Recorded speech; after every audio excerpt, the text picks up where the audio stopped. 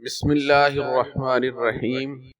2022 کا آغاز ہو چکا ہے جو 2021 کے اختتام کا اعلان کر رہا ہے۔ اسی طرح اس فانی دنیا میں ہر چیز کا آغاز بھی ہے اور اختتام بھی۔ ہر شروع ہونے والی چیز کا اختتام ہے۔ ہر معرض وجود میں آنے والی ایجادات، تعمیرات، تنصیبات، تحریکات جن کا نقطہ آغاز ہے ان کا ایک نقطہ اختتام بھی ہے۔ نہ کوئی چیز یہاں ہمیشہ رہنے کے لیے بنتی ہے اور نہ رہتی ہے۔ بڑی بڑی بلڈنگیں، بڑے بڑے محلات، بڑی بڑی تعمیرات کھنڈر بن کر ختم ہو جاتی ہیں۔ دن کا آغاز سورج نکلنے سے ہوتا ہے اور دن کا اختتام سورج کے ڈوبنے سے ہو جاتا ہے۔ اسی طرح حضرت انسان جو اللہ جل شانہ کی سب سے بہترین تخلیق ہے، جو عجائبات اور کمالات کا مجموعہ ہے، جس کے بارے میں خود رب کائنات نے فرمایا ہے لقد خلقناالانسان فی احسن تقویم، وہ بھی اس عارضی دنیا میں اپنے اپنے وقت پر آتا ہے اور ایک نامعلوم وقت مقرر پر اس عارضی دنیا کو چھوڑ کر اپنے ہمیشہ ہمیشہ رہنے والے گھر کی طرف چلا جاتا ہے۔ نہ کسی انسان کے اس دنیا میں آنے کا وقت معلوم ہے اور نہ جانے کا، نہ عمر کی قید ہے اور نہ زمان و مکان کی قید ہے۔ اور جب انسان کو عارضی طور پر ملی ہوئی یہ سانس رک جاتی ہے تو اس کے اپنے ہی پیارے جن پر اسے سب سے زیادہ اعتماد اور بھروسہ ہوتا ہے، وہی اسے منو مٹی کے نیچے دفن کر کے گھر واپس آ جاتے ہیں، اور پھر آہستہ آہستہ اسے بھول کر اپنی روزمرہ زندگی میں مشغول ہو جاتے ہیں، اور پھر قبرستان کی مٹی ایک اور قبر کے لیے جگہ بنانا شروع کر دیتی ہے۔ مگر غافل اور بھولا بھالا انسان یہ سمجھ بیٹھتا ہے کہ ابھی میری باری نہیں آئی، ابھی وقت دور ہے۔ مگر اللہ جل شانہ کی مقدس کتاب اعلان کر رہی ہوتی ہے کہ فَإِذَا جَاءَ أَجَلُهُمْ لَا يَسْتَأْخِرُونَ سَاعَةً وَلَا يَسْتَقْدِمُونَ۔ اگر زوال نہیں ہے تو وہ صرف اور صرف اللہ جل شانہ کی ذات عالی ہے۔ اس ذات عالی کا نہ کوئی نقطہ آغاز ہے اور نہ کوئی اختتام ہے۔ وہ ذات ہمیشہ سے ہے اور ہمیشہ رہے گی۔ باقی عرش سے لے کر فرش تک سب فانی ہے، سب مٹنے والا ہے، سب چلا جانے والا ہے۔ جس طرح گزرا ہوا سال اپنے کچھ نقوش آپ کی زندگی پر چھوڑ جاتا ہے، مثلاً کچھ خوشیاں ملتی ہیں، کچھ غم ملتے ہیں، کسی نے کچھ خریدا تو کسی نے کچھ بیچا۔ گزشتہ سال میں کسی نے گھر بنایا تو کسی نے گھر اجاڑا، کسی کے ہاں اولاد ہوئی تو کسی نے شادی کی، کسی نے ڈگری مکمل کی تو کسی نے تعلیم ادھوری چھوڑ دی۔ غرض یہ ہے کہ ہر کسی کی زندگی پر گزشتہ سال کچھ نقش چھوڑ گیا ہے جو اسے ہمیشہ یاد رہے گا۔ اگر کچھ بھی نہیں ہوا تو ہر کسی انسان کی اللہ تعالی کے ہاں مقرر کردہ زندگی میں سے 1 سال تو کم ہو ہی گیا ہے۔ زمین پر موجود ہر انسان نے اپنی قبر کی طرف ایک قدم اور بڑھا دیا ہے۔ اسی طرح کچھ جانے والے انسان بھی آپ کی زندگی پر اپنے نقوش چھوڑ جاتے ہیں۔ وہ ایسے انمٹ نقوش ہوتے ہیں کہ انسان چاہ کر بھی انہیں نہیں بھلا پاتا۔ ہماری آنکھیں ہر وقت ان کی راہ تکتی ہیں، مگر حقیقت یہ ہے کہ وہ ایسی منزل کی طرف جا چکے ہیں کہ جہاں سے واپسی ممکن نہیں۔ دنیا کی سب سے مقدس و معتبر ہستی جناب رسول اللہ صلی اللہ علیہ وسلم بھی 63 سالہ مختصر زندگی گزار کر اپنے خالق و مالک کے پاس تشریف لے گئے، تو میں اور آپ اس سفر سے غافل کیسے رہ سکتے ہیں؟ جناب رسول اللہ صلی اللہ علیہ وسلم کی زندگی میں ہی آپ کے صاحبزادے حضرت ابراہیم کی جدائی کا غم بھی آپ صلی اللہ علیہ وسلم کو سہنا پڑا۔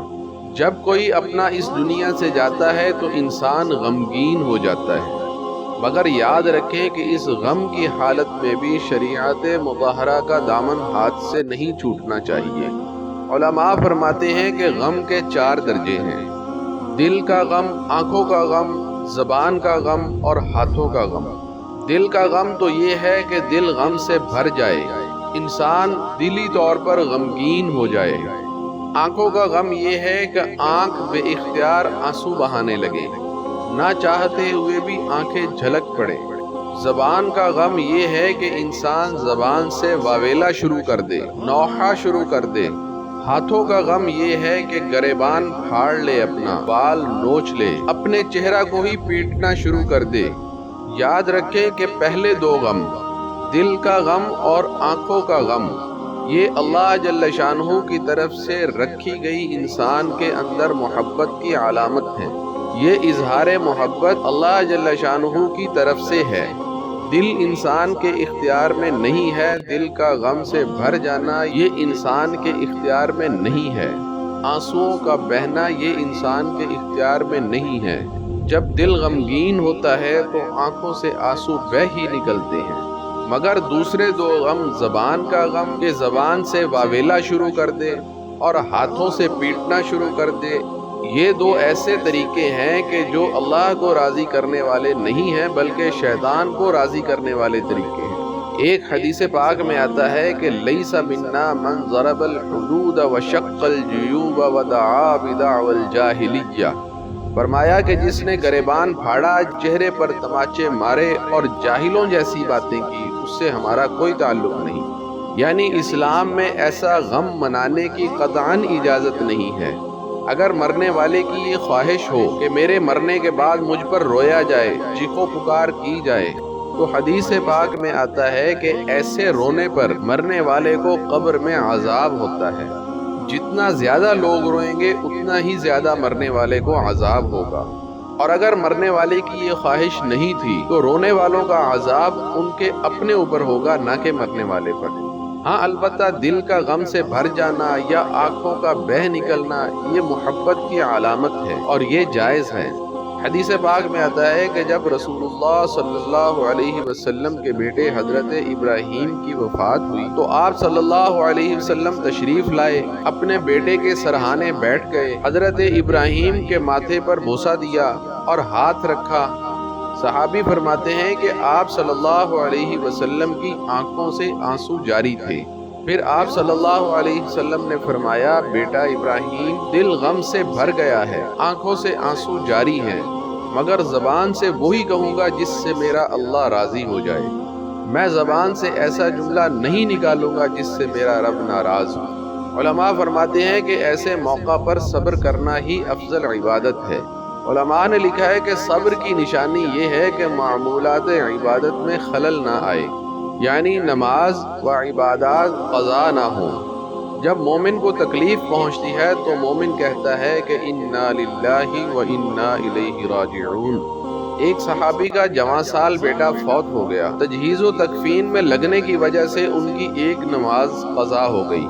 لوگ آ کر تعزیت کرتے رہے، شام کو فرمانے لگے کہ کیسا دور آ گیا ہے کہ میرا بیٹا فوت ہوا تو سارے شہر نے مجھ سے تعزیت کی، مگر میری نماز فوت ہوئی تو کسی ایک نے بھی مجھ سے تعزیت نہ کی۔ ایک حدیث پاک میں آتا ہے کہ آپ صلی اللہ علیہ وسلم نے فرمایا، 7 لوگ ایسے ہیں کہ جب ان کو قبر میں دفنایا جاتا ہے تو ان کا چہرہ قبلہ رخ سے پھیر دیا جاتا ہے۔ آپ صلی اللہ علیہ وسلم نے یہاں تک فرمایا کہ جاؤ جا کر قبر کھول کر دیکھ لو، ان کا چہرہ قبلہ سے ہٹا ہوا ہوگا۔ ان 7 میں سے ایک وہ عورت ہے جو نوحہ کرنے والی ہو، یعنی جو کسی کے مرنے پر ایسے واویلا کرے کہ اسے دیکھ کر، اس کی باتیں سن کر دوسرے لوگ بھی رونے لگیں۔ حالانکہ اسلام کی تعلیمات یہ ہے کہ ایسے موقع پر صبر کی تلقین کی جائے۔ مومن کی شان یہ ہے کہ وہ ایسے موقع پر انا للہ و انا الیہ راجعون ہی پڑھتا ہے، خود بھی صبر کرتا ہے اور دوسروں کو بھی صبر کی تلقین کرتا ہے۔ ہم میں سے بہت سے لوگ ایسے ہیں کہ جنہوں نے گزشتہ سال اپنے پیاروں کو منو مٹی تلے دفن کیا۔ کسی نے والدین کی جدائی کا غم سہا تو کسی نے اولاد کی جدائی پر صبر کیا۔ ہم نے بھی 26 نومبر 2021 کی تاریخ روز جمعۃ المبارک بعد نماز مغرب اپنی والدہ کو اس دار فانی سے رخصت ہوتے ہوئے دیکھا۔ دل میں یہی خیال آیا، اگر موت کے وقت نے رکنا ہوتا تو جناب رسول اللہ صلی اللہ علیہ وسلم کی مقدس و محترم ذات ایسی تھی کہ اس کے لیے موت کا وقت رک جاتا۔ ڈاکٹر صاحب نے انا للہ و انا الیہ راجعون کہا، تعزیت کی اور صبر کی تلقین کی، تو زبان پر خود اپنے لیے جو کلمہ جاری ہوا وہ انا للہ و انا الیہ راجعون ہی تھا۔ سب سے پہلے اپنے آپ سے تعزیت کی، خود کو صبر کی تلقین کی، پھر دوسروں کو، کیونکہ ساری زندگی متحرک اور باوقار زندگی گزارنے والی امی جان صرف اپنی اولاد ہی نہیں بلکہ سب کے بچوں کی خیر خواہی اور نیک تمنائیں چاہنے والی مقدس ہستی آج ہم سے اتنا دور جا چکی تھی کہ جہاں سے واپسی ممکن نہیں۔ 27 نومبر 2021 کی صبح 10 بجے دارالعلوم عیدگاہ کبیر والا میں نماز جنازہ ادا کی گئی اور اپنے ہاتھوں سے رحمان و رحیم رب کی زمین کے سپرد کیا۔ جن کرم فرماؤں نے جنازے میں شرکت کی، اظہار تعزیت کیا، صبر کی تلقین کی یا ان کے لیے ایصال ثواب کیا، اللہ جل شانہ انہیں اس نیکی کا اپنی شایان شان بہترین اجر عطا فرمائے۔ دعا ہے کہ رحمان و رحیم اللہ جتنے ہمارے پیارے ہم سے بچھڑ چکے ہیں، رب کریم انہیں قبر میں راحت، چین، سکون عطا فرمائیں، ان کی قبروں کو رحمت والے نور سے بھر دیں۔ رب کریم ان کی لغزشوں، کمیوں، کوتاہیوں اور جانے اور انجانے میں کی گئی غلطیوں کو اپنی رحمت کے صدقے معاف فرما دیں، ان کی قبروں کو جنت کا باغ بنا دیں۔ تمام ناظرین سے درخواست ہے کہ حضور اقدس صلی اللہ علیہ وسلم کی ساری امت کے لیے دعا فرما دیں کہ رب کریم ساری امت کی غلطیوں کو معاف فرما دیں، ساری امت کی مغفرت کا فیصلہ فرما دیں، ساری امت کو اپنی رحمت سے ڈھانپ لیں، آمین یا رب العالمین۔